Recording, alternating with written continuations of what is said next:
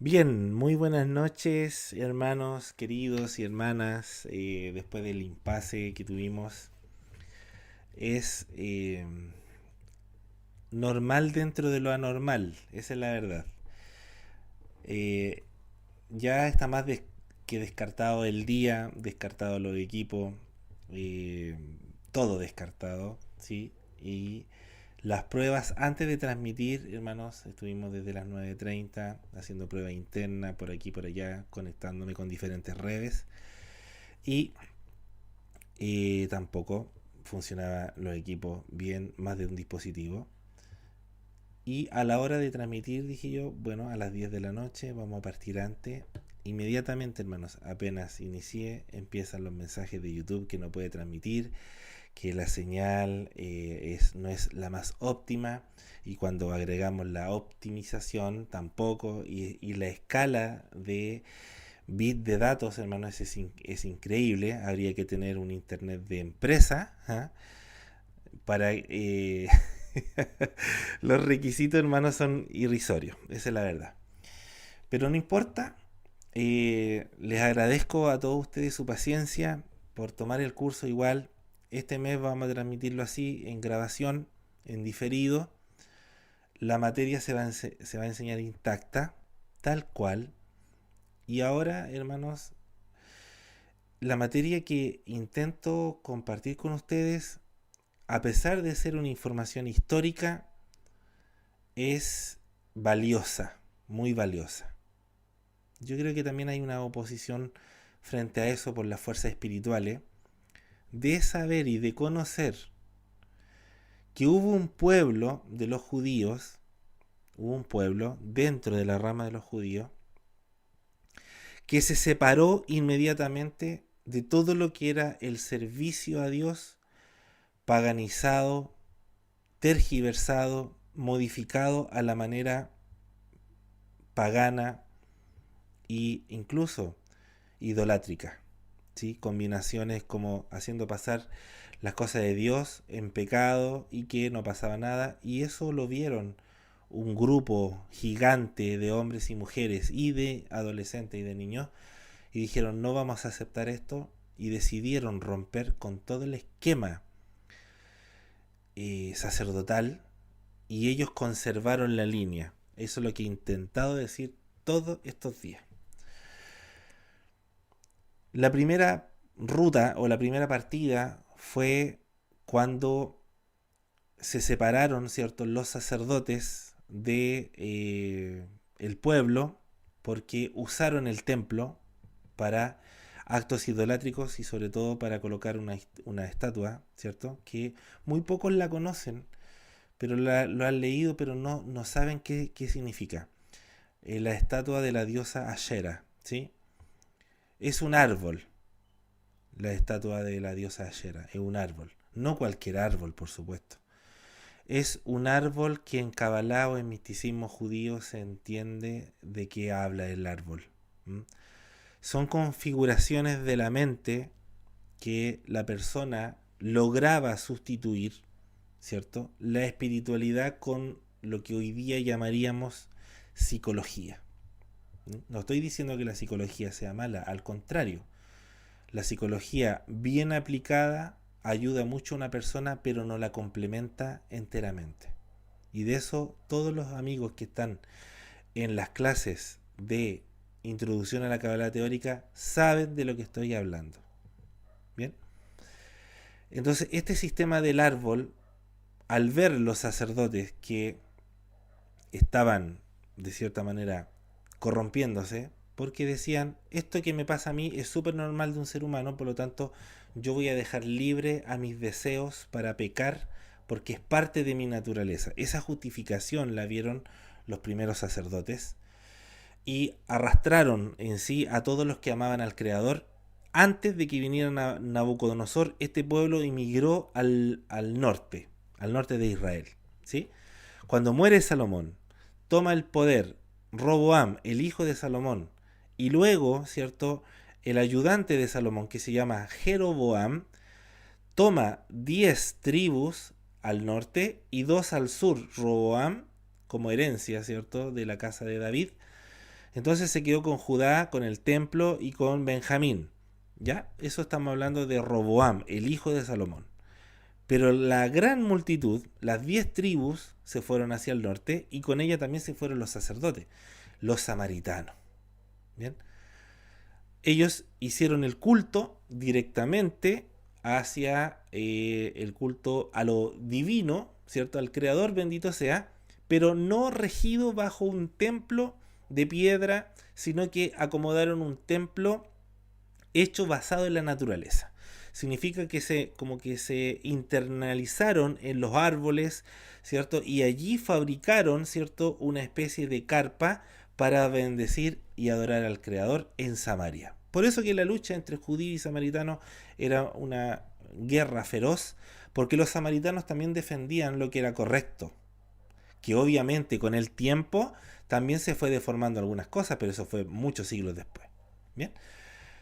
Luego, cuando viene Nabucodonosor, destruye el templo, ahí entra en acción Jeremías, entra Ezequiel, entra Isaías y todos los demás. Viene después un remanente nuevo de salir de Babilonia, porque Nabucodonosor no solamente vino a destruir, se vino a llevar a casi todo el pueblo, a todo el país entero a Babilonia. Y luego fue Babilonia invadido por Persia, el imperio persa, y ahí viene la conocida historia, ¿cierto?, de Darío, de Ciro, de la reina Esther y todo lo demás. Y aquí ya entra que un grupo nostálgico de Israel quiere volver a su tierra, y ahí entran en acción Nehemías, Esdras y Zorobabel. Y ahí ellos salen de Persia y ahí construyen, ¿cierto? Y reconstruyen Jerusalén, que eso es muy apasionante. Y también construyen nuevamente el templo. Y aquí viene un grado de profecía muy especial con Esdras, con Nehemías. Y que, hermanos, desde ahí también hay libros súper proféticos. Bien. Lo que vamos a estudiar, ¿por qué hoy día le estamos dando énfasis a este tema? De estudiar los apocalipsis, porque hubo muchos apocalipsis, pero obviamente el plato fuerte lo vamos a tener nosotros cuando estudiemos el apocalipsis de Juan, el apocalipsis que está en nuestras Biblias, Reina Valera. ¿Ya? Pero hubo otros apocalipsis, por supuesto. Antes de Cristo y después de Cristo. ¿Por qué? La pregunta es ¿por qué?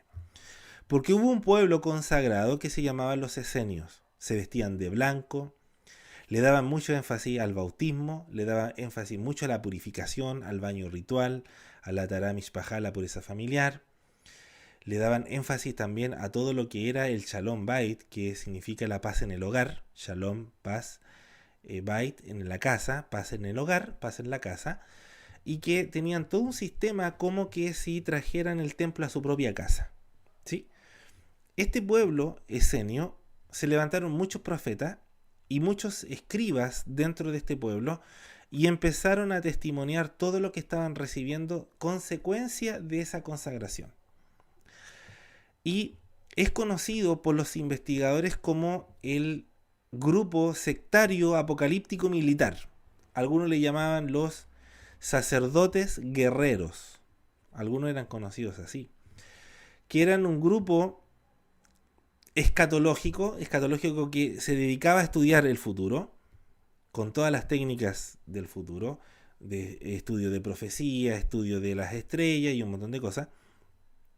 No confundir con astrología, que esto es totalmente distinto. El estudio que hace, ¿cierto? Estos esenios están basados en el Masal.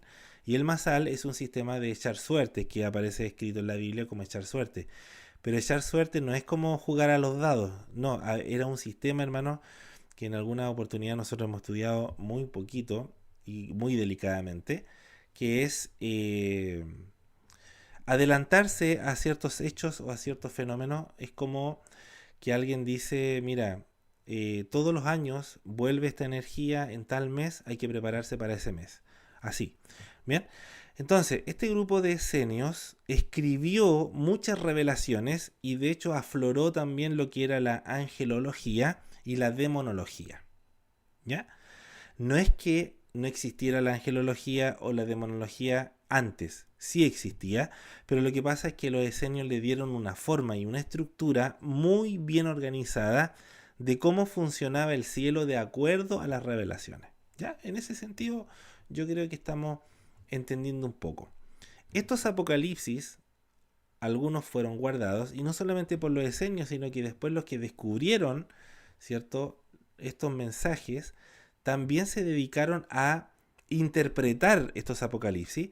Y hay algunos que, estos investigadores, estamos hablando del año 300, 400 después de Cristo, 400 después de Cristo, que a algunos se colocaban nombres de profetas.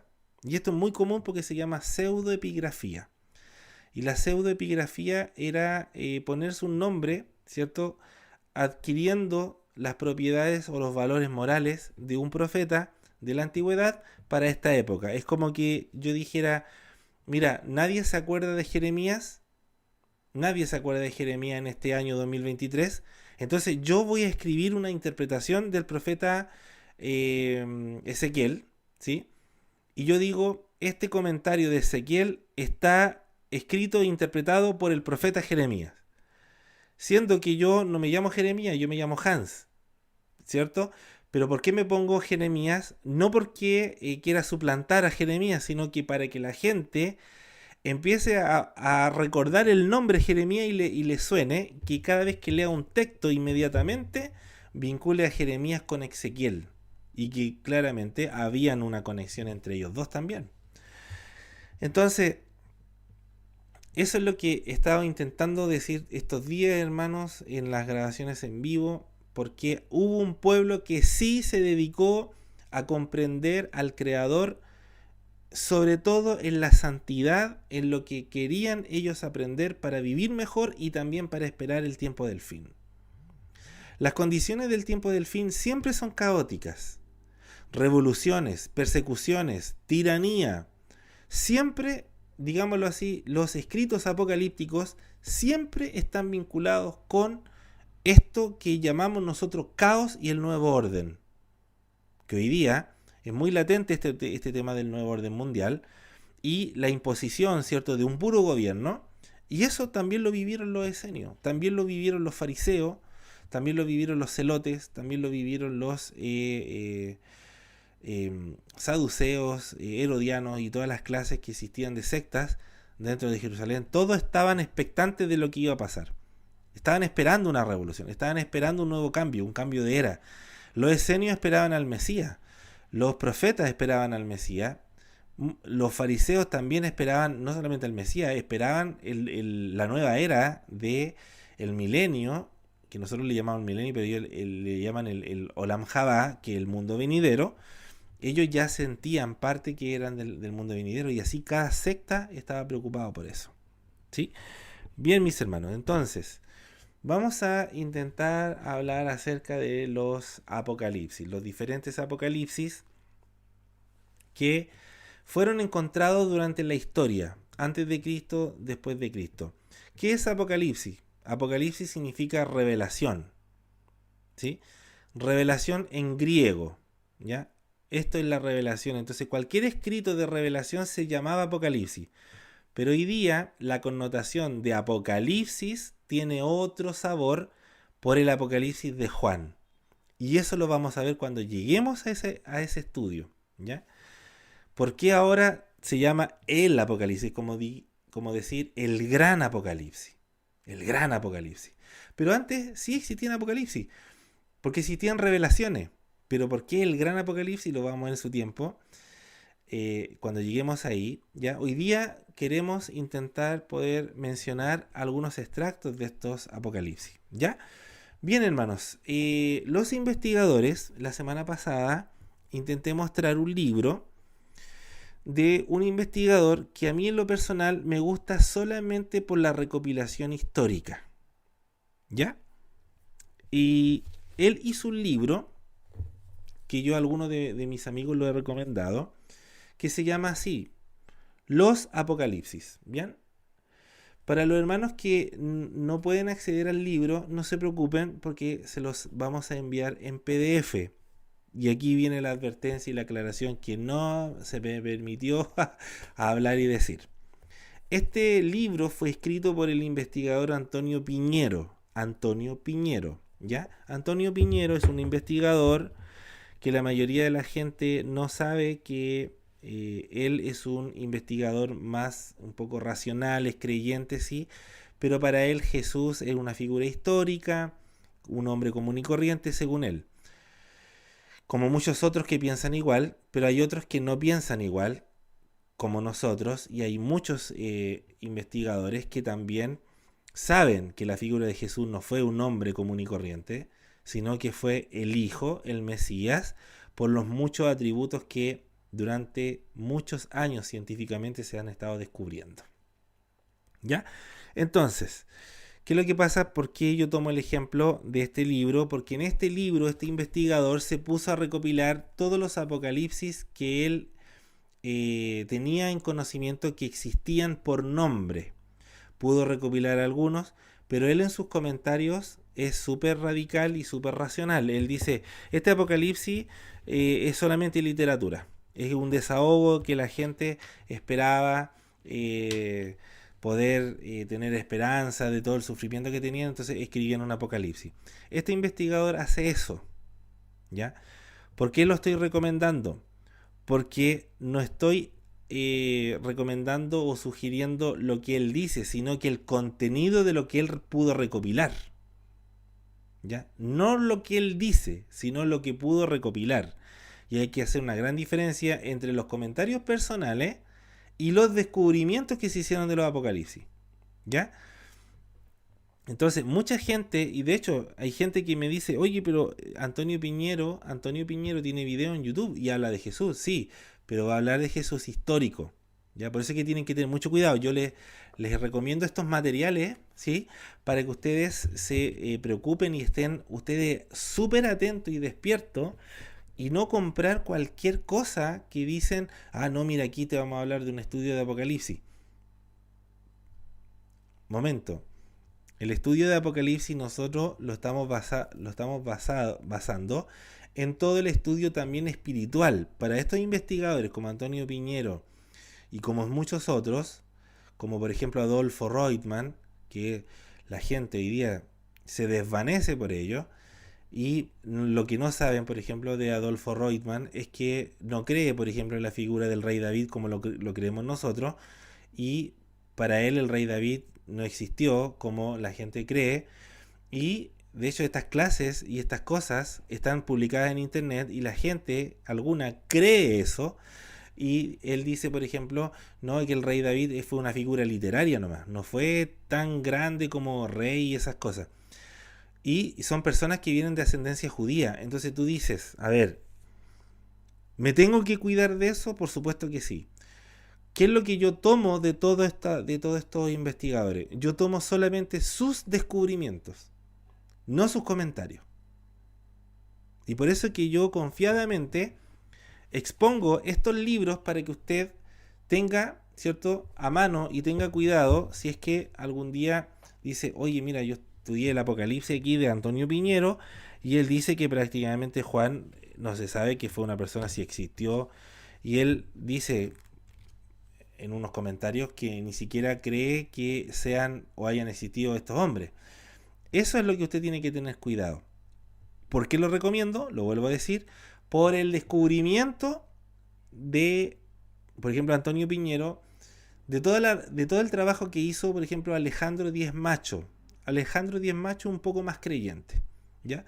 Tiene un muy buen material, ha recopilado históricamente todo el material, sus descubrimientos han sido pero fantásticos, pero siempre bajo la mira del estudio académico. ¿Bien?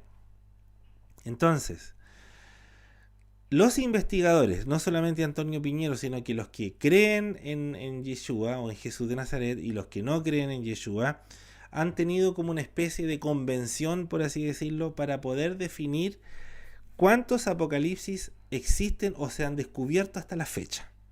¿Ya? Primero está la categoría de los apocalipsis de judíos. ¿Sí? Estos apocalipsis fueron los que se han descubierto en las cuevas de Qumran. cuevas de donde vivían los esenios. Por eso es que se les denomina revelaciones de los judíos. ¿Por qué? Porque toda la escritura de estos apocalipsis se nota en la semántica, se nota en la pureza, se nota en las cosas que tiene que hacer el pueblo para buscar la santidad, que es el estilo y el modelo del templo, el modelo del sacerdote, el modelo de los reyes, ¿cierto?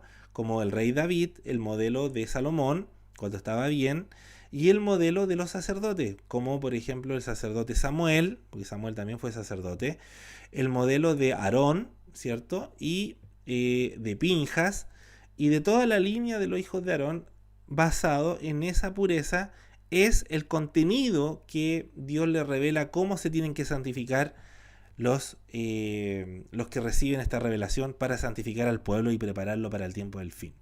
Bien, ese por un lado. Vamos a nombrar algunos que se han descubierto. Luego viene una categoría muy especial que es denominada por los investigadores como los apocalipsis mesiánicos cristianos. ¿Ya? Algunos llaman apocalipsis judío cristiano, pero el nombre técnico es mesiánico, ¿sí? Porque son apocalipsis que revelan al Mesías y que los cristianos, cuando empezaron a descubrir estos documentos, dijeron, pero mira, si aquí está hablando de Jesús, está hablando de Cristo, encaja con estas materias. Entonces, estos apocalipsis también fueron recopilados por este grupo, y obviamente que cuando Jesús de Nazaret, nuestro Mesías, ¿cierto?, resucitó y ascendió a los cielos, de pronto viene un avivamiento, ¿cierto?, por todo lo que él hizo y los milagros, y el pueblo empezó a creer, y esas cosas empezó a traer revelación, y el Espíritu de Dios, ¿cierto?, recuerden ustedes que desciende en Pentecostés y viene a inspirar nuevos mensajes, no olvidando los antiguos, al contrario, a confirmar los antiguos. Entre ellos ya estamos hablando, ¿cierto?, de estos viajes misioneros de Pablo, y las ascensiones, ¿cierto?, de Pablo, las revelaciones de Juan. Usted lee primera de Juan, segunda de Juan, tercera de Juan, y te vas a encontrar con cartas que parecieran simples saludos, pero son puros códigos crípticos, como por ejemplo cuando en una de las cartas dice, salúdame a la hermana que vive en su casa. Salúdala con harto cariño, dice en unos textos, cuídala, háblale bien, dile que la vamos a visitar pronto, a la hermana que vive en su casa, a la amada que vive en su casa. Cuando alguien dice con la amada, cree que le está hablando a una mujer. Sí, le está hablando a la novia del Cordero. Entonces, casi la mayoría de las cartas del Nuevo Testamento son mensajes crípticos donde se hablaba de una señora y de una mujer que no era más ni nada menos que el pueblo de Israel, pero creyente en Jesús, ¿ya? Entonces desde ahí que empiezan unas revelaciones y también se empiezan a difundir abiertamente estos mensajes apocalípticos. Por eso que se le denomina mesiánicos cristianos, ¿ya? Y hay otra categoría que ya es más delicada, que se conoce como los apocalipsis gnósticos, ¿ya? Y de eso hay mucha tela que cortar también, aunque la tela no es tan grande, pero hay mucha tela que cortar, porque hubo muchos grupos de gnósticos. Hubo gnósticos herejes, gnósticos reservados, gnósticos normales, llamémoslo así, y hubo gnósticos herejes. ¿Qué es gnóstico? La pregunta. Gnóstico o gnosis es o significa conocimiento. Bien, ¿quiénes fueron los gnósticos? Los gnósticos fueron un movimiento muy grande que le hizo sombra a la iglesia, principalmente a la iglesia católica, apostólica y romana, adjudicándose los verdaderos seguidores del movimiento cristiano y judío. O sea, imagínate tú, si tú creías que estaban peleando los judíos con los cristianos, aparece un tercer jugador, y este tercer jugador dice, ustedes ni son acá ni son allá. Nosotros somos la mejor recopilación de judíos y de cristianos, y a eso se le llamó los que tenían el conocimiento, los gnósticos. Y el tema de los gnósticos, hermano, hay que tantearlo muy, muy, muy delicado, porque hay muchos textos gnósticos que hoy día se están enseñando y haciéndose pasar por Kabbalah. Hermano, es escucharlos para saber.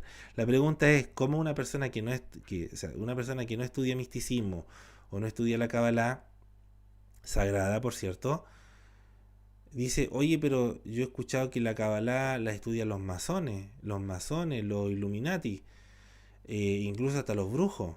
Sí, pero la Kabbalah que estudian ellos es la Kabbalah gnóstica.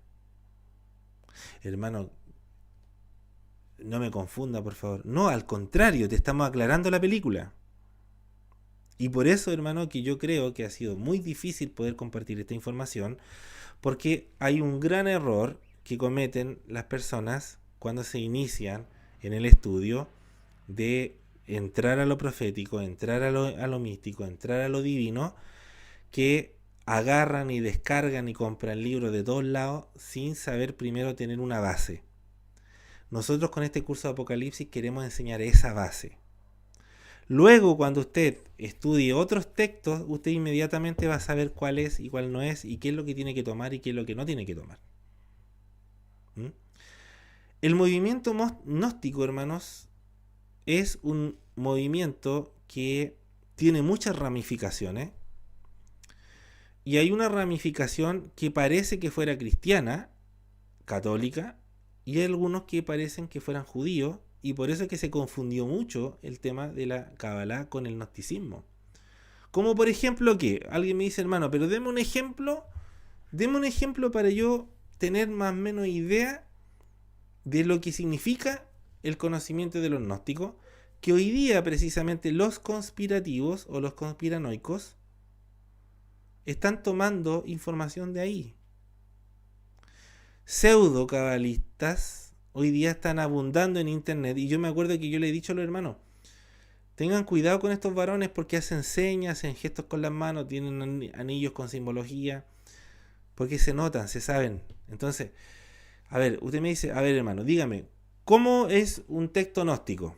Mira, un texto gnóstico es de la siguiente manera.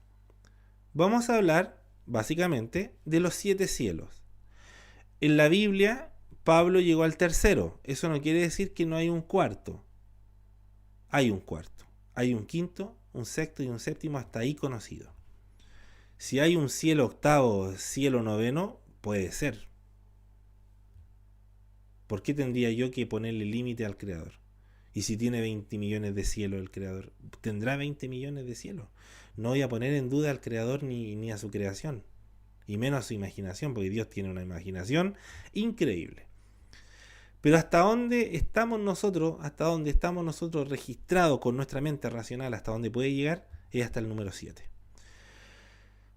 ¿Por qué? Porque en Primera de Reyes capítulo 8 habla de los cielos, y ahí ya te habla de 4. ¿Por qué? Porque está en dual. Cielos es 2. Alguien dice, no hermano, pueden ser 3. No. Cuando en el hebreo parte de cielos en plural es porque está hablando de 2. Cuando habla de 3 o 4 o más, te lo habla en separado. Entonces dice cielos de los cielos y ya te está hablando de 4 cielos. Porque los cielos de los cielos, ya te está hablando de 6. Porque el cielo es tu morada. Habla de un séptimo. Hay muchas referencias en el curso de los hermanos que hicieron el curso de los salmos. El entrenamiento de recitador de salmos.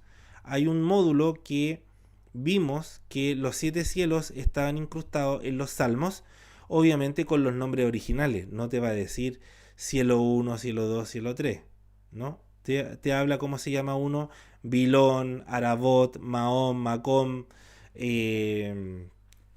Raquía, Sebul, ¿ya? Esos son los nombres de los cielos. Luego, cuando tienes tú toda esta información, vienen los gnósticos y dicen, no son 7 cielos, son los 7 planetas. ¿Ya? Los 7 planetas. Sí, No son 7 cielos para arriba, son 7 planetas. Los 7 planetas del sistema solar. Entonces vienen los gnósticos a decir que un cielo es Mercurio, un cielo es Venus, un cielo es Marte, un cielo... Así, los 7 cielos son el sistema solar. Y que la figura del creador, de Dios, para los gnósticos le llaman el demiurgo. El demiurgo es un ser que nunca está conforme con nada en la tierra. Atención con esto porque es súper delicado. La gente hoy día cristiana, evangélica, tiene definiciones gnósticas y no cristianas dentro de la iglesia. Yo te lo voy a decir por qué. Porque una de las ramas que tiene el gnosticismo es enseñarle a la gente que Jehová o Yahvé no es el verdadero Dios, eso dicen los gnósticos, sino que es un ente grande y muy poderoso, pero que realmente es bipolar, porque pasa enojado y de repente pasa contento. Entonces, los gnósticos llegaron a proponer, ¿cierto?, que el verdadero Dios no era el verdadero Dios, sino que era una figura de Dios que se llama el demiurgo. Y el demiurgo constantemente está enojado. Y si no recurren a su llamado, les manda castigo. Atención, hermano, con lo que estoy diciendo. ¿Sabes cómo ven los gnósticos a Dios? Que está en un trono, enojado, sentado, todo el día castigando a la gente. Si ustedes supieran, hermano, las sorpresas que me he llevado durante todos estos años, cuando hemos leído algunos textos gnósticos para estudio, son enseñanzas que hoy día están en las religiones.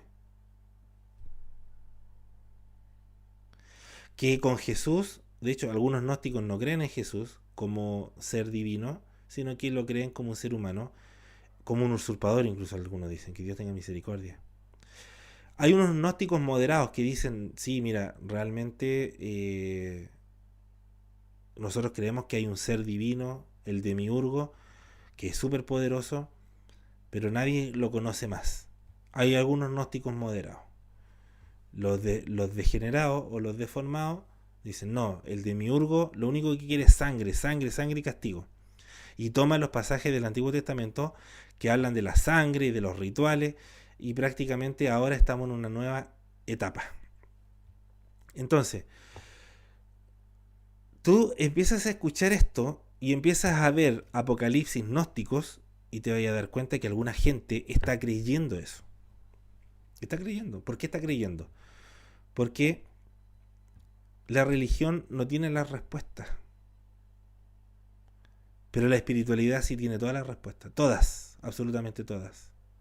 Por eso que no hay confusión. El que estudia la espiritualidad no hay confusión. No se compra cualquier cosa. La sabe analizar, sabe de dónde viene la fuente. Y esa es la intención de nosotros, hermano, como familia y como escuela, de compartirte a ti enseñanzas poderosas para que tú mismo veas y seas testigo qué es lo que es y qué es lo que no es.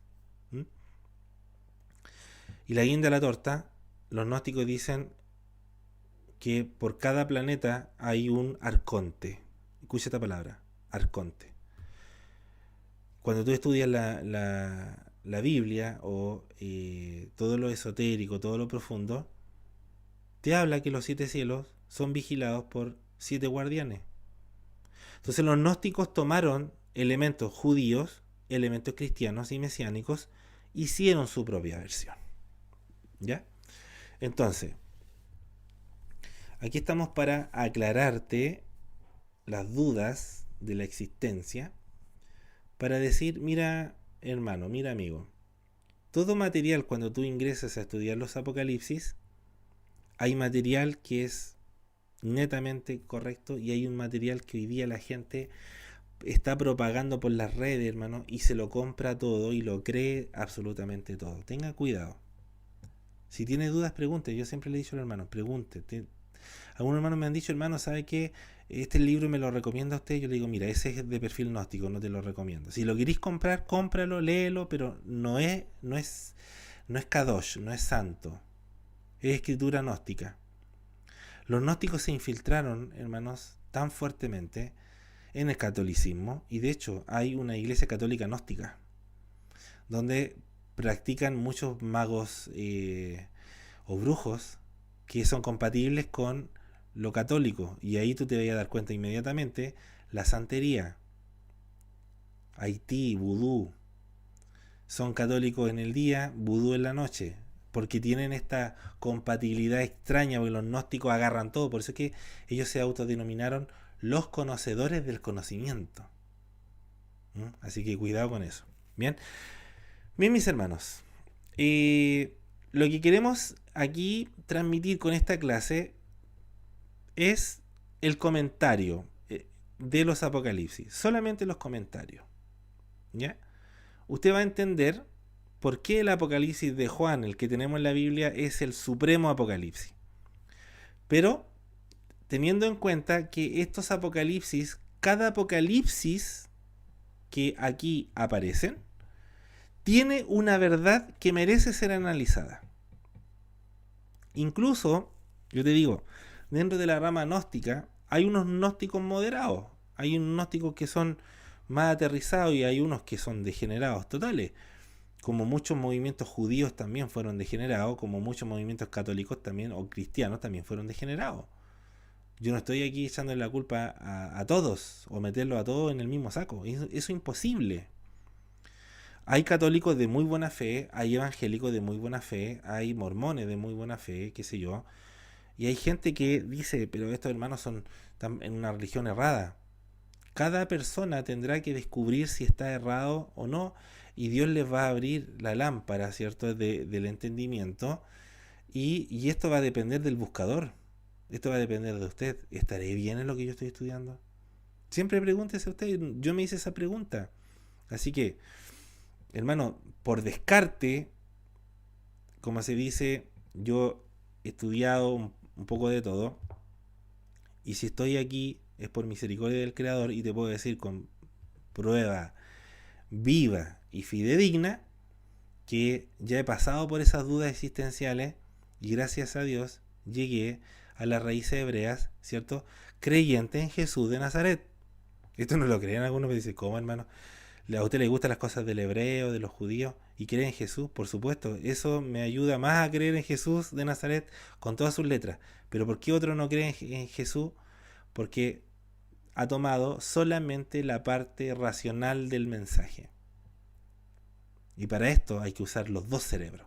Cerebro derecho, la parte intuitiva, y el cerebro izquierdo, la parte racional. Los dos tienen que ir complementarios. ¿Ya? Bien, hermanos, entonces, atención. Hay apocalipsis de judíos, según los investigadores, y solamente puse algunos los más destacables. Hay muchos más. No son los únicos. Por ejemplo, dentro de los apocalipsis de escritura judía, está el apocalipsis de Abraham, apocalipsis de Elías, apocalipsis de Sofonías, apocalipsis hebreo de Enoc, el apocalipsis de las 10 semanas del mundo. Ese es muy interesante, hermano. Las 10 semanas del mundo. Es algo bien, bien potente. Eso está dentro del libro de Enoc. Ya los que lo pueden buscar tienen que no leer tan rápido, lean más tranquilo, y pues hay algunas versiones que lo incluyen, hay otras versiones que no lo incluyen, pero quizás lo pueda encontrar así, como el apocalipsis de las 10 semanas del mundo, que habla de que el planeta Tierra, ¿cierto?, así como existen los 6 días de la semana, día primero, segundo, tercero, cuarto, quinto, sexto, y después viene el día de reposo. También existe, ¿cierto?, un día por 1000 años, como dice el Salmo 90, que para el Eterno un día es como 1000 años. Entonces, para algunos, este día de la semana también se representa en milenios. Nosotros estamos en estos momentos en el sexto milenio, ¿sí?, a las puertas del séptimo milenio. Pero también hay una contabilidad muy interesante que se llama el apocalipsis de las 10 semanas del mundo, que encaja perfectamente con todo lo que va a pasar. Y de hecho, hermanos, esto, cuando tú empiezas a estudiar estos temas, te vas a dar cuenta que el mundo ha tenido una circulación. Hay cosas que se vuelven a repetir. Pasan los años y se vuelven a repetir. Voy a decir, por ejemplo, en buen chileno. Así como se levantaron movimientos dictadores, a cada cierto año vuelve a ocurrir el mismo fenómeno. Alguien dice, hermano, estamos en una crisis económica y esto va a ocurrir nuevamente en un ciclo. Vuelven a ocurrir los ciclos. Se levantó un Hitler, se va a volver a levantar otro.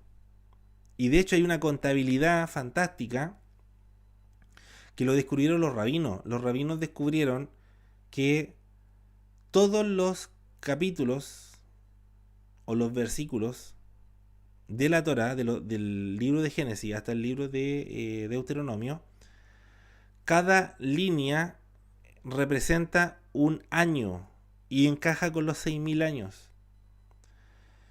Y hubo un rabino que dijo, si esto es para el derecho, también se puede hacer para el revés. Hizo la contabilidad al revés. Por cada texto y línea de la escritura, todo lo que decía pasaba en ese año. Es fantástico, de hecho lo vi con mi esposa. Yo sinceramente quedé loco, hermano. Literal. Le adelanto. Estamos llegando, si nosotros lo tuviéramos que analizar en nuestra época, nosotros hoy día actualmente, literalmente, si tuviéramos que ponerlo en las semanas del mundo, nosotros estamos en el libro de Deuteronomio capítulo 32, hermano. En la despedida de Moisés, cuando dice que te va a venir calamidad, hambre, persecución. En ese capítulo estamos. En ese capítulo estamos. Y viene un rabino en el siglo XVIII a decir, si se puede leer de derecha a izquierda, también se puede leer de izquierda a derecha. Y él dijo, entonces, si estamos en Deuteronomio, vamos a comparar Deuteronomio con Génesis. ¿Sabes en qué capítulo estamos del Génesis? Es que te morí, hermano. Lo digo en forma eufemística. Estamos justo en la conversación que tiene la serpiente con Eva. La tentación de comer el fruto prohibido de la ciencia. Tú no creerías lo que la Biblia realmente revela, hermano. A ver, hermano, un momento. Aquí me llegó un bombazo, hermano. ¿Cómo así? Sí, mira. Cada línea del texto de la Biblia, desde Génesis hasta Deuteronomio, que son los 5 libros de Moisés que entregó al pueblo, cada línea, una línea por línea, representa un año. Por ejemplo, el primer versículo, en el principio creó Dios los cielos y la tierra, eso representa el año 1. Y la tierra estaba desordenada y vacía, año 2. Y el Espíritu de Dios se movía sobre las aguas, año 3. Y tú empiezas a contabilizar hasta nuestra época.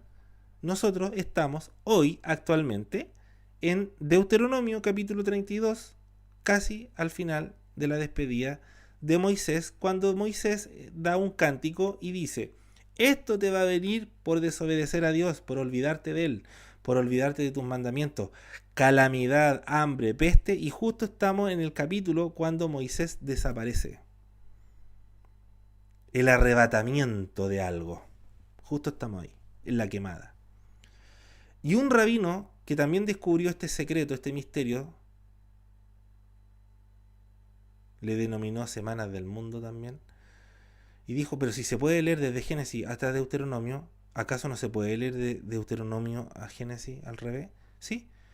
Y los versículos al revés encajaban, justo nosotros estamos en el capítulo de la tentación, cuando la serpiente le está hablando a Eva, come del fruto. ¿Cómo está esa?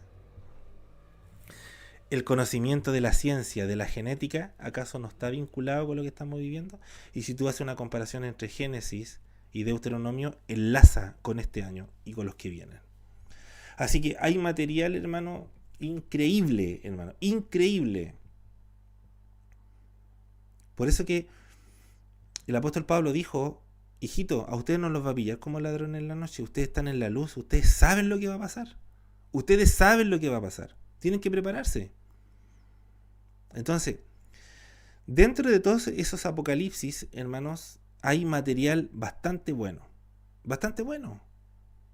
De hecho, eso es lo que hizo, por ejemplo, Antonio Piñero.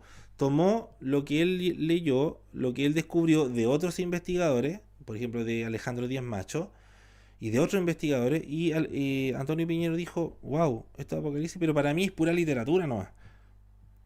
Es como cuando alguien, es como cuando una vez compré un Sidur, hermano. Un Sidur es un manual de servicio religioso judío que lo estaban vendiendo en la feria, hermano, y era del año de la Segunda Guerra Mundial. De hecho, mi madre lo tiene en su casa. Mi madre lo tiene en su casa. Se llama Mahzor incluso. El Mahzor de Yom Kippur y de Yom Teruah. Lo encontré en la feria, hermano. Y más encima lo encontré en el idioma Askenazí. Está en hebreo alemán. Y el caballero que me lo vendió me dijo, yo le pregunté al tiro, ¿en cuánto lo vende? Y me dijo, no tengo idea, me dijo, porque está en chino, me dijo. Y yo lo quedé mirando, no estaba en chino, pues estaba en hebreo. Yo le dije, ¿sabe que no está en chino? Esto está en hebreo. Y me dice, me da lo mismo, chino, mandarín, inglés, me da lo mismo, yo no lo entiendo, me dijo. Y yo le dije, ¿cuánto me lo vende? Luquita. Eso es un coleccionista, hermano. Está arriba de 600, 700 mil pesos. Estaba el año de edición, el año de impresión, estaba después de la Segunda Guerra Mundial. El costo de quien lo utilizó, de quién era impagable. Es lo mismo que pasa con estos investigadores que muchas veces tienen enfrente la revelación y dicen, no, pero esto es pura literatura nomás. Esto no tiene nada de espiritual, esto es literatura, esto es un desahogo de la gente que siempre, cuando tiene problemas, siempre dice esto de revelaciones porque es un desahogo que tienen. Y esto le pasa a estos investigadores, pero filo, usted tome los descubrimientos, lea los descubrimientos. Como les digo, este libro, amigos, ustedes lo van a tener en PDF, ¿ya? Y con otro material que va a ir adicional con los que ya han recibido. Así que va a ser un curso bien potente, ¿ya? Entonces, sin apartarme, hermano, no quiero apartarme de esto, pero es necesario decirlo. Vienen, por ejemplo, dentro de los apocalipsis, que no son todos, ojo, no son todos los que hay, los que están aquí en esta diapositiva, son muchos más. Dentro de los apocalipsis mesiánicos cristianos está el apocalipsis de Pedro, apocalipsis de Tomás, apocalipsis de Pablo. ¿Ya? Dentro de los textos apocalipsis gnósticos hay un apocalipsis gnóstico de Pedro, que es totalmente distinto al apocalipsis de Pedro. Y no estamos hablando de la carta de primera de Pedro o segunda de Pedro. Este es otro Pedro. ¿Bien? Entonces hay un apocalipsis gnóstico de Pedro, hay un apocalipsis de Adán, hay un primer apocalipsis de Santiago y hay un segundo apocalipsis de Santiago. Bien, cuando uno empieza a decir esto, wow, ¿qué material puedo obtener de aquí? ¿Qué puedo leer? ¿Qué puedo sacar? De todos tú puedes sacar algo. Y tú tienes que analizar, decir, caramba, cuando tú empieces a estudiar el Apocalipsis y empieces a ver que estos Apocalipsis van en paralelo o muchas veces van en apoyo a ciertas cosas que no son claras en Apocalipsis, aquí perfectamente te va a dar claridad de algo, hermano, que por ejemplo vamos a ver hoy día, como por ejemplo todos están expectantes de cómo va a ser el anticristo. Bueno, hay un apocalipsis que te describe cómo va a ser físicamente el anticristo. Por eso que hay algunas personas que no estaban tanto especulando de quién iba a ser como hoy día lo hacen. Hoy día, ¿cómo va a ser el anticristo? Va a ser alto, encallado, bonito. No, hay un apocalipsis que, cierto o no cierto, porque todos los que son estos apocalipsis merecen examen, merecen análisis. El que es supremo apocalipsis es el apocalipsis de Juan, que está en la Biblia. Pero estos apocalipsis son como de apoyo. Personalmente yo creo que uno los tiene que tomar como apoyo, porque hay harta información. Sí, hay harta información. Ya, hoy día vamos a ver algunos. Bien, entonces hoy día intentaremos hablar un poquito del Apocalipsis de Abraham, el Apocalipsis de Elías y Apocalipsis de Sofonías. ¿Ya? Estos tres vamos a tomar un extracto de lo que se ha encontrado, de lo que está disponible en castellano, ¿ya? Y que merece que uno le ponga atención a lo que dicen. ¿Sí? Entonces pongan atención, hermanos. Por ejemplo, el Apocalipsis de Abraham, que está en la categoría de los Apocalipsis judíos, el libro dice se ha conservado en lengua eslava, ¿ya? Traducción de una versión griega. Ya eso es normal, es común. La lengua original debió de ser hebreo o arameo, según dejan ver numerosos semitismos o juegos de palabras, que eso es súper normal.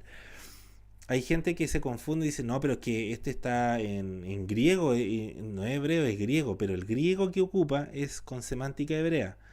Entonces, aquí cuando habla del Apocalipsis de Abraham es porque este texto se encontró traducido en esa lengua. Traducido.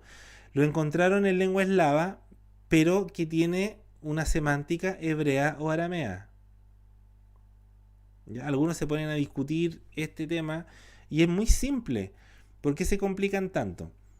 Si está en chino, ya no importa. El tema es que cuando la persona conoce los hebraísmos, sabe de qué está hablando. Por eso que siempre se ríen los amigos, siempre se ríen de esto con lo que les digo. Pero imagínate tú, si yo fuera, no sé, fuera a Perú, ¿ya? O fuera a otro país.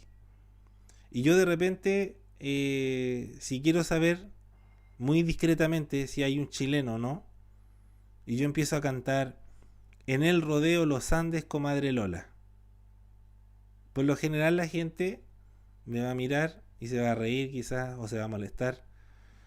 Pero va a llegar otro que va a decir, le pegaron su puñete al Guatón Loyola.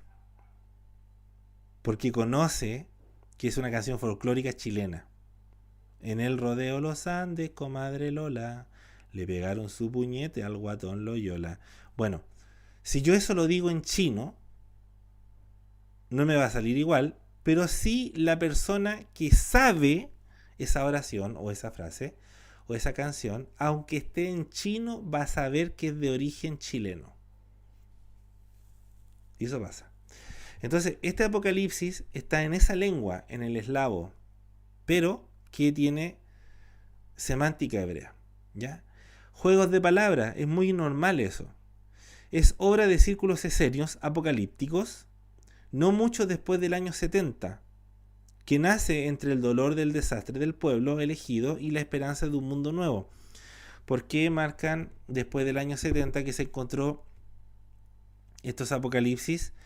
Es porque en el año 70 se destruye el templo de Jerusalén y vienen los romanos con todo y contra todos a destruir todo. Obviamente que este apocalipsis lo hicieron los esenios como plantea y que quiere decirnos un mensaje bastante particular. ¿Sí? Permítanme un poquito. Bien, ahí sí, que es una pequeña pausa. Bien, entonces, ¿qué es lo que nos dice esto? Nos da una clara mención y referencia, hermanos, a algo que vamos a ver hoy día. Por ejemplo, el Apocalipsis de Abraham es una de ellas, o sea, es un apocalipsis que se inspira tanto en el primer libro de la Biblia como en las visiones del profeta Ezequiel. La versión que ofrecemos, según este investigador, se ha conservado solamente en eslavo eclesiástico o antiguo búlgaro. Aunque este texto es una traducción de un escrito griego perdido, el cual a su vez era muy probablemente una traducción y reelaboración de un original semítico, también perdido, por supuesto, como suele ocurrir, su autor nos es desconocido. O sea, es desconocido el autor porque por lo general siempre se usaba la pseudoepigrafía, como para que no olviden a cierta persona, yo me voy a llamar como esa persona. ¿Ya? Era muy común. Es cierto, y de hecho hay un hebraísmo muy importante dentro de la Biblia, que algunos, los que no saben, cometen el error de decir, y esto está escrito en el libro del profeta Ezequiel. No, hermano, se equivocó. ¿Por qué? Aquí en la Biblia dice, y esto fue escrito en el libro del profeta Ezequiel, pero cuando tú lo buscas en la Biblia está en Jeremías. Estoy parafraseando esto. Entonces, ¿qué es lo que hace el racional? No, la Biblia tiene errores porque aquí dice clarito que era del profeta Ezequiel y el profeta Jeremías era, y hay una gran diferencia de años y esas cosas. Bueno, para los que no saben, los hebraísmos, ahí les va uno, y es que siempre dentro de la rama de los profetas, cuando alguien recibía una revelación profética, nunca se adjudicaba como merecedor de esa profecía y siempre se la añadían al que ellos consideraban más grande o superior. Así de simple. Era súper normal.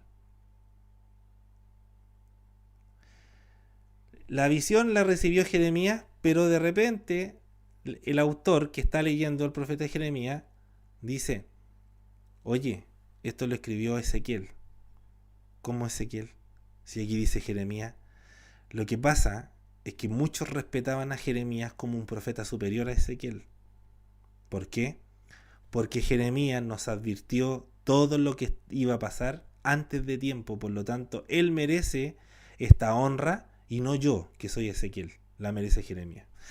Por lo tanto, muchos investigadores descubrieron esto que sucedía muy común, que ningún profeta se adjudicaba su profecía a sí mismo, sino que siempre se la adjudicaba al que ellos consideraban el más grande.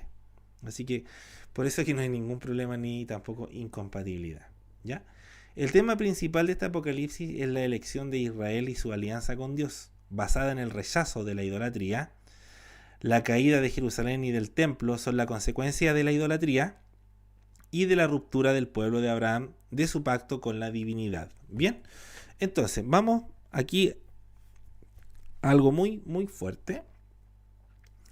Y es que hemos sacado algún extracto de estos investigadores que ustedes lo van a recibir después, pero merece que sea explicado antes de.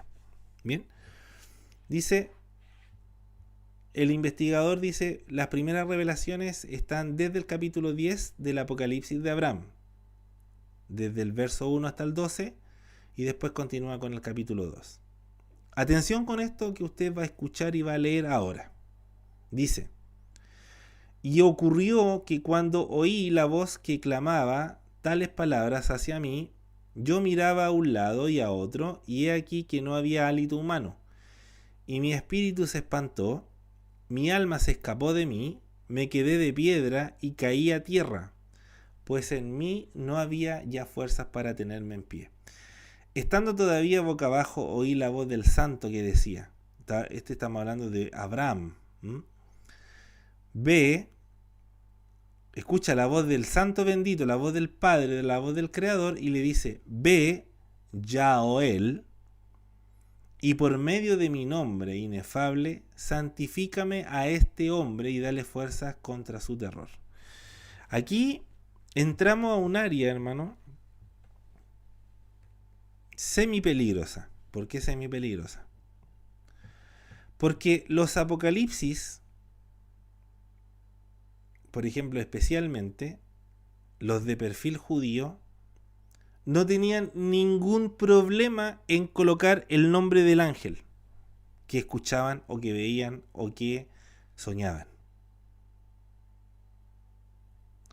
Y toda la estructura angelológica y la demonológica en estos escritos apocalípticos es muy común y normal.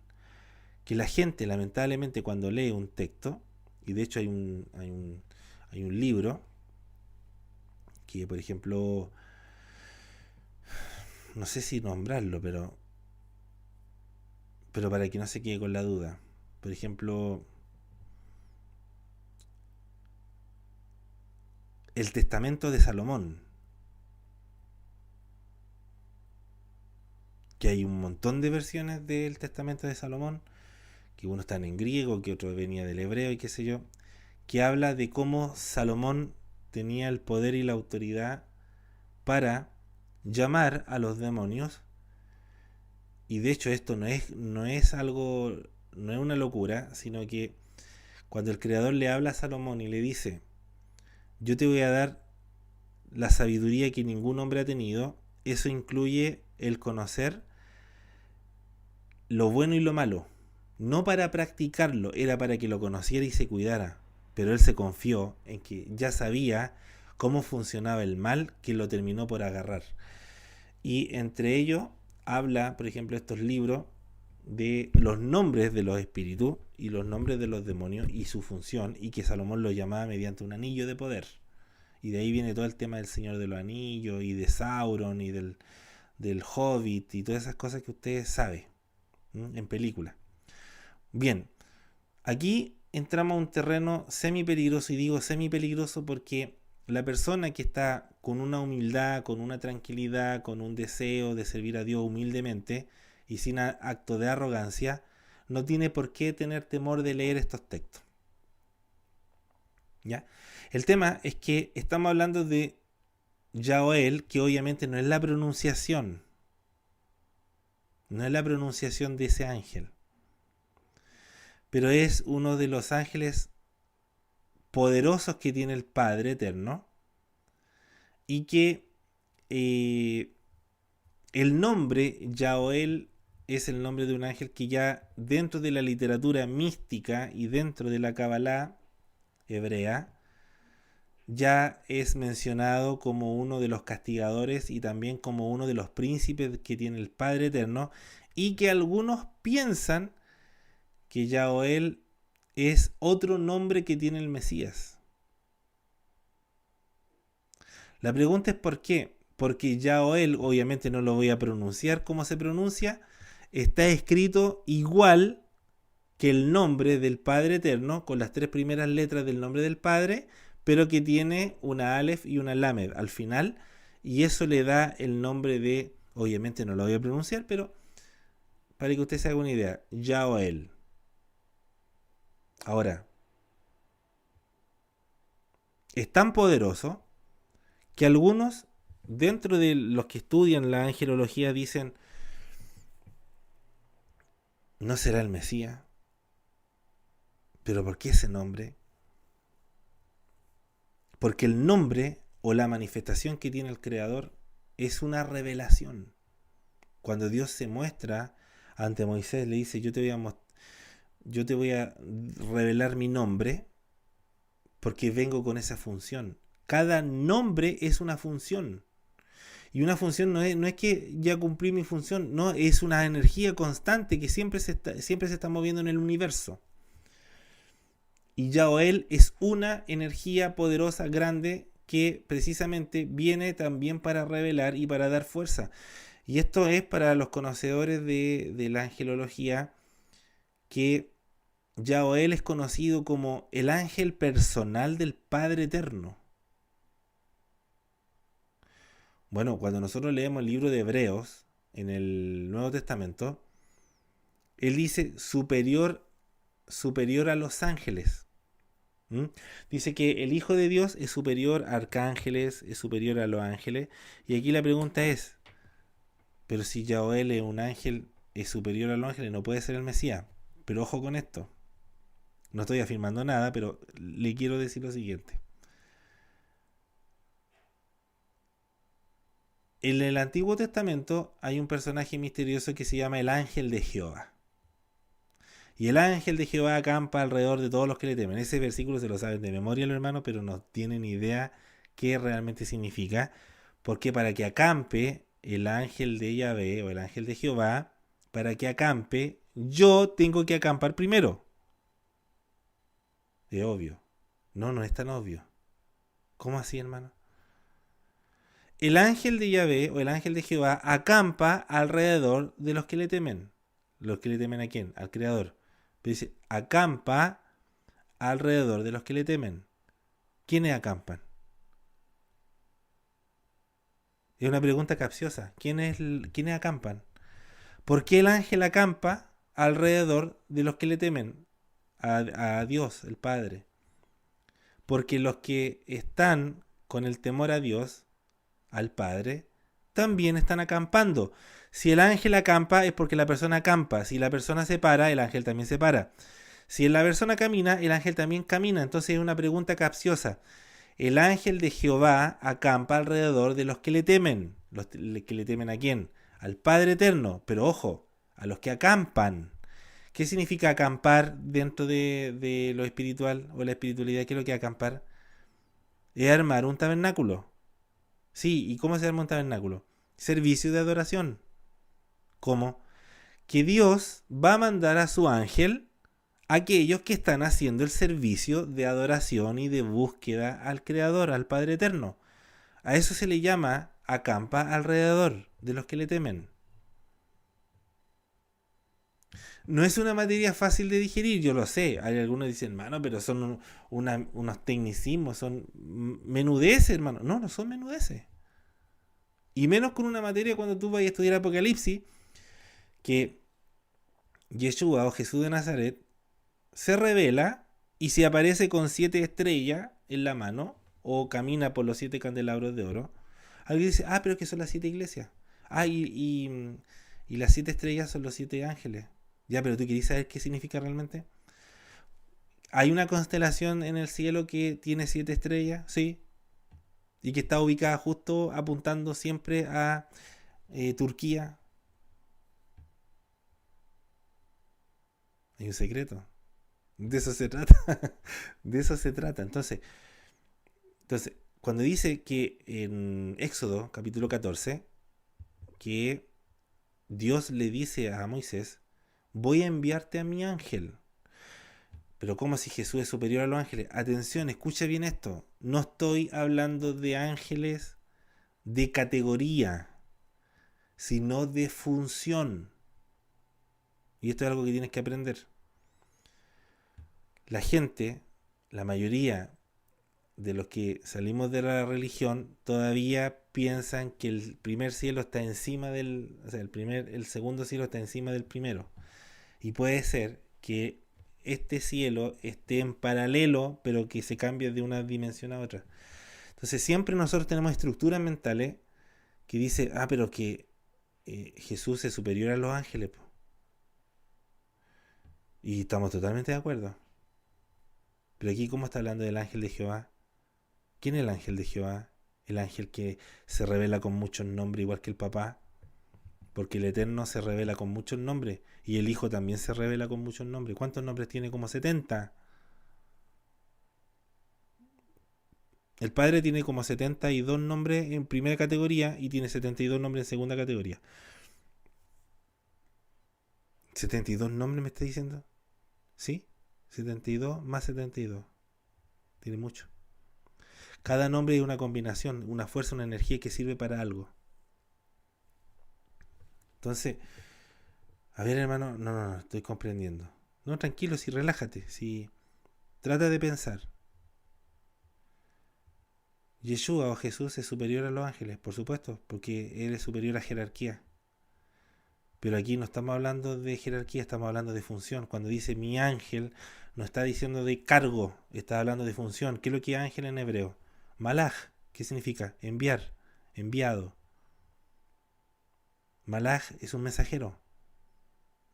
Si usted le dice, oye, anda a entregar este recado a esta persona, tú eres un mensajero. Eres mi voz, eres lo que yo... Si yo te mando a decir algo con alguien, eres yo hablando por ti. Así que cuida tus palabras. Cuando las personas te dicen, mira, te puedo pedir un favor grande, dile a esta persona esto. Mañana te voy a dejar la mercadería con una caja de color roja. Si la otra persona recibe un mensaje y dice mi jefe o me dice mi amigo o sé que me mandaron a decirte esto, mañana te van a entregar algo. La otra persona va a quedar colgada. ¿Cómo me van a entregar algo de qué? No sé. Háblalo con él. No, pues si te está mandando a ti te dijo clarito. Dile que mañana le voy a entregar la mercadería en una caja de color azul. O roja, de color azul. Dile eso. La persona que no tiene seriedad va a decir, oye, me dijeron que mañana te iban a entregar algo. va a crear confusión, así como algo, ¿por qué me dijo eso? Bueno, no le dije que me lo entregara en una caja, ¿en qué me lo va a entregar? ¿Qué me va a entregar? El problema es el mensaje. O sea, el problema es del mensajero, no del mensaje. Eran muy cuidadosos los antiguos con, y sobre todo cuando un ángel le llegaba una revelación. ¿Tú sabías que los esenios y, por ejemplo, los profetas interrogaban al ángel? Era muy común eso. Si, hermano, si a mí me hablara un ángel, yo me pongo a llorar. No, pues no tenés que ponerte a llorar, pues tenés que examinar al ángel. Pues. ¿Te imagináis que un ángel te aparezca y te diga, yo soy Perico los Palotes?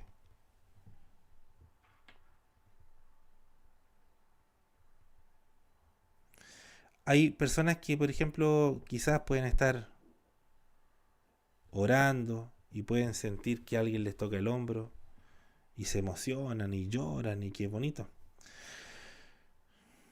Pero no es algo que es bonito, sí, pero no es algo como para publicarlo a medio mundo. Tienes que quedarte callado, tranquilo. O si viene una voz o escuchas en un sueño que se te aparece un ángel, como me lo han dicho a mí, un día un hermano una vez me contó un sueño y me dijo, hermano, ¿le puedo contar un sueño? Sí, le dije yo, ningún problema, cuénteme el sueño. Le pongo toda la atención del mundo. ¿Sabe qué, hermano? Me soñé que estaba en la iglesia, hermano. ¿Sí? Cuéntemelo, si yo le estoy poniendo atención. Me soñé, hermano, que estaba en la iglesia, hermano, y de repente se abría el cielo, hermano, se abría el cielo y se veía la Biblia, una Biblia grande, hermano. Y escuchaba la voz de Dios que me decía, pon atención. Y yo ponía atención, hermano, y bajaban unos ángeles de luces así, estaban al lado mío, hermano, y me decían, escucha, escucha, yo estoy contigo. Y de pronto me dice, y el sueño terminaba, hermano. Yo le quiero preguntar, hermano, ¿qué significa? ¿Qué es lo que Dios quiere de mí? Yo le dije, nada. ¿Cómo nada, hermano? Me dijeron que usted interpretaba sueños. Yo le dije, intento cada día, con la ayuda del Creador, ayudar a los hermanos para interpretar sueños.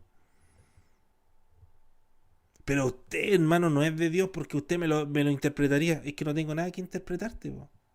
Sinceramente te digo que ese sueño ni siquiera era de Dios. Ya, hermano, la cara de desfigurado te la podía imaginar. ¿Cómo me dice eso? A ver,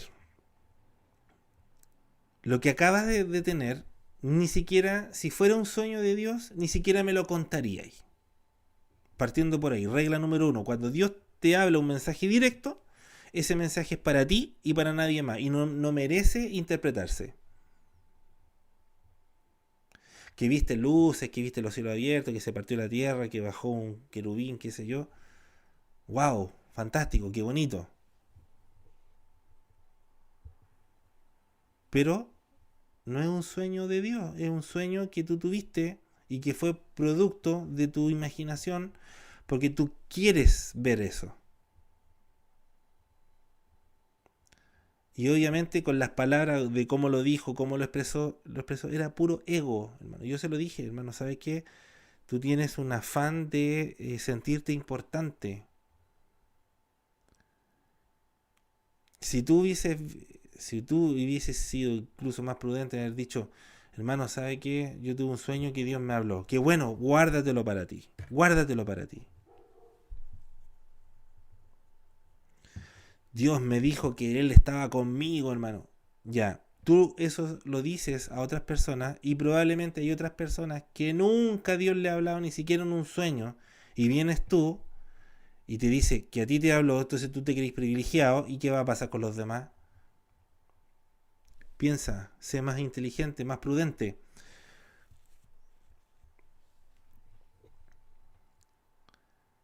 Entonces, ¿a qué voy con esto? Que los antiguos profetas y sobre todo el pueblo que se dedicó al tema de las revelaciones, como los esenios y como muchos más, muchas veces cuando escuchaban al ángel, le preguntaban cosas al ángel porque querían estar seguros si era un mensajero divino o no. Porque la línea es muy delgada. Hay muchos demonios que terminan con el nombre él también. Y eso no quiere decir que sea un ángel divino. Es un demonio que tiene un nombre con la terminación él. Como por ejemplo, lo voy a decir de manera académica para que nadie se diga, Azrael es un nombre de un demonio. Usa y Azael, también ese otro. Entonces, pero como es un término él, dirían, ah, mira, es un ángel divino me habló y te habló un demonio. Por eso que era muy común que muchas veces en las revelaciones Dios mandaba a un mensajero y lo llamaba por su nombre para que el que recibía el mensaje no tuviera miedo, porque ya dentro de las revelaciones entre profetas ya conocían un listado de nombres de ángeles. Entonces cuando alguien venía y decía, oye, yo soy tal persona, yo soy tal ángel, ¿en serio eres tú? Necesito una confirmación. Algunos le decían, carépalo, ¿eh? Algunos le decían, ya, si tú eres el mensajero que dice, bueno, demuéstramelo con esto. Claro, y la pregunta es, ¿cómo lo sabían? Porque habían libros y libros y manuales de nombres de ángeles que también en el siglo XIII volvieron a aparecer, siglo XIII después de Cristo, siglo XIV, siglo XV, siglo XVI, incluso en el siglo XVIII y parte del XIX, volvieron a resurgir materiales de seres que venían a hablar con los profetas, con los rabinos, incluso con gente cristiana. Hay un profeta, o sea, sí, también era profeta, un cabalista, se llamaba Rabí Abraham Abulafia, y él le enseñó a gente cristiana y a católicos. Y él les dijo, mira, si ustedes llegan a tener una revelación de este ángel, díganle esto, pregúntenle esto.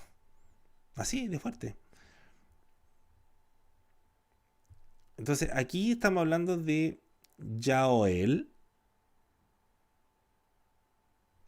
que no es el nombre de él, por supuesto, sino que ahí está escrito de una forma para que podamos estudiarlo.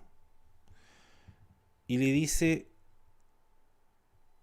y por medio de mi nombre inefable santifícame a este hombre y dale fuerzas contra su terror. ¿De quién estaba hablando?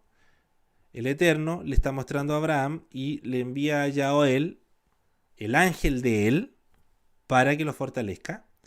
Y el nombre inefable, el nombre de 4 letras, Yud Hei Vav Hei, del Padre Eterno, se santificara por medio de Yaoel para ayudar a Abraham. La pregunta es que si tú ves el nombre de Yaoel en hebreo, tiene las primeras 3 letras del nombre divino.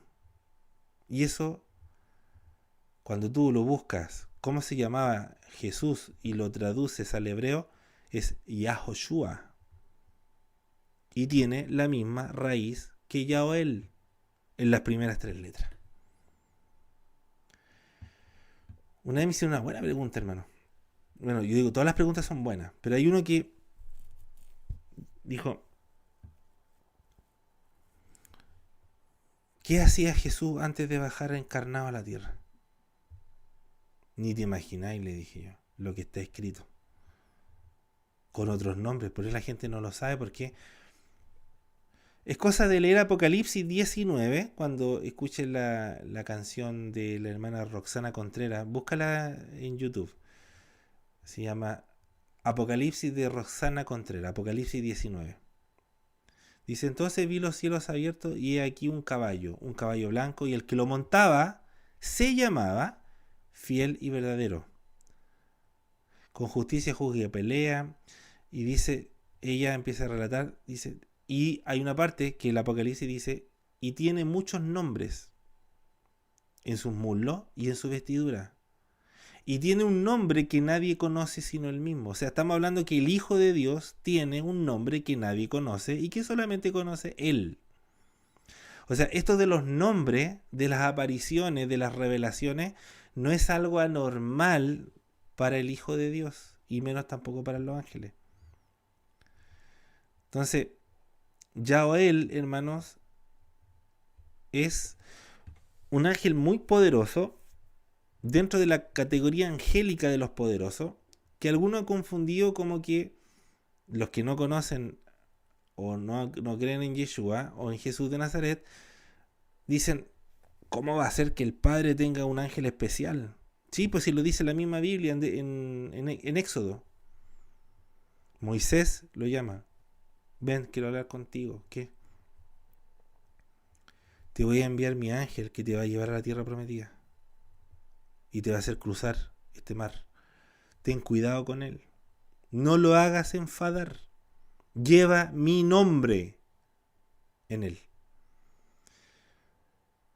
Si tú no le haces caso, él se enciende en la ira y te puede destruir y puede destruir a todo el pueblo. ¿Quién podía hacer eso? Dios nomás. ¿Pero por qué le da esa autoridad a este ángel? ¿Quién era? Entonces, ya algunos, este apocalipsis de Abraham, inmediatamente dijeron, tenemos dos alternativas.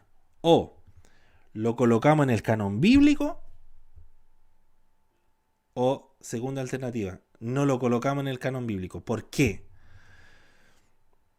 Porque imagínate que la gente ya está especulando del nombre Miguel y el nombre Gabriel en la Biblia, y le vamos a poner un tercer nombre, y más encima que este superior, este ángel Yaoel es superior a Miguel y a Gabriel, y entonces se va a confundir con Jesús, pero como si un problema teológico que todavía no te metáis en problemas teológicos, porque entre teólogos, hermano, son tan racionales que de repente no quieren abrir un poquito más la mente y le preguntan a un niño, un muchacho de 11 años, hebreo, y dice, sí, no hay problema. Ya él puede ser incluso hasta un ángel preferido o hasta el mismo hijo. Y te lo dice un muchacho de 11 años. No hay un problema para la cultura hebrea con respecto a los nombres.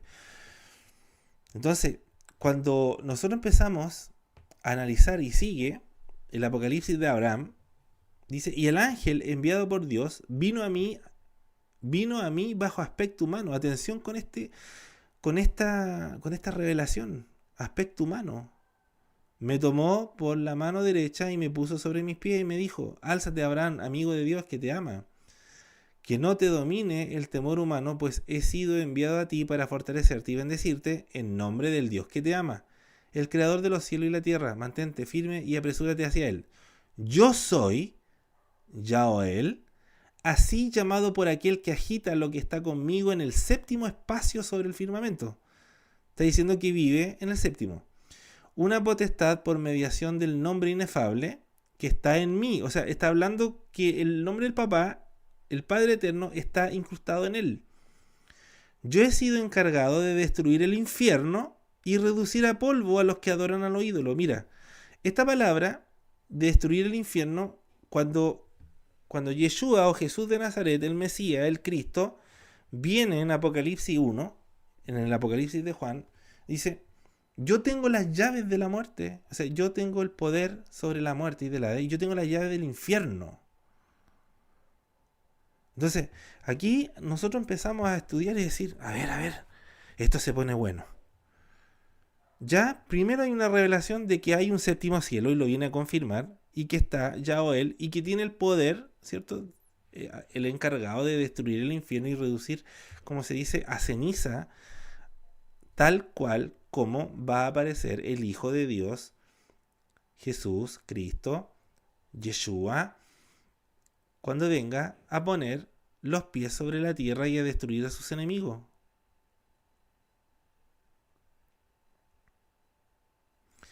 Entonces, por eso que te digo que muchos libros o escritos apócrifos, estos apócrifos que significa escondido, alejado,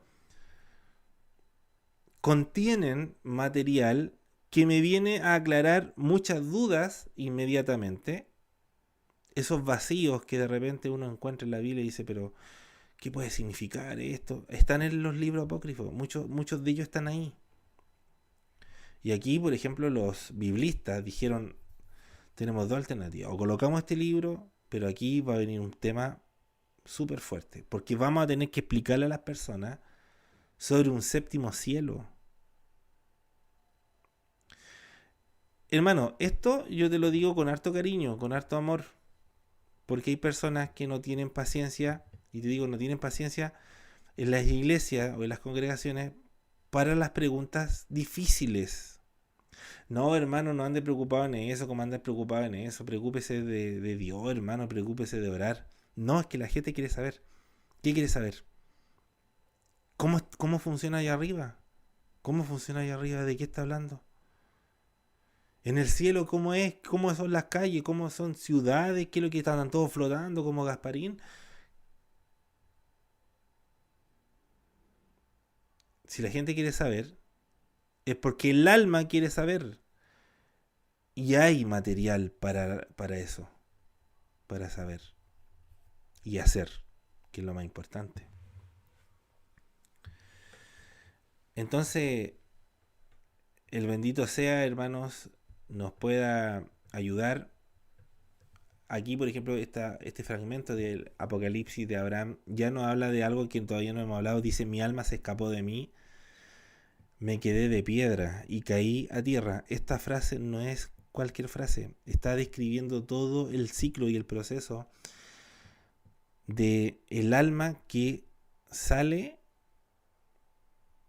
y cómo queda. Es fantástico, hermano. Por eso cada palabra aquí merece un análisis grande, hermano. Nos queda todavía material. No sé, no he visto la hora. La clase es de 1 hora y media, hermanos. Lo vamos a seguir continuando en una grabación.